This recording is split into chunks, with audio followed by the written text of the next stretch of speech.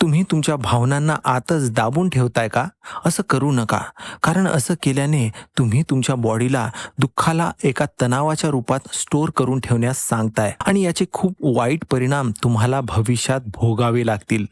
त्यापेक्षा स्वतःला व्यक्त तरी करत जा किंवा पूर्णपणे मूव्ह ऑन होत जा. नंबर 2, तुम्ही खूप ओव्हर थिंक करता का?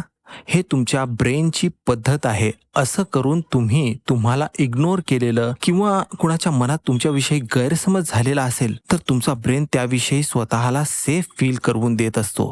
नंबर 3, तुम्हाला एखादा घडलेला संवाद परत परत तुमच्या डोक्यात रिपीट इमॅजिन करायची सवय आहे का? असं होतं कारण तुमच्या ब्रेनला एक क्लोजर हवा असतो, म्हणजेच तो मनातला दरवाजा बंद करायचा असतो.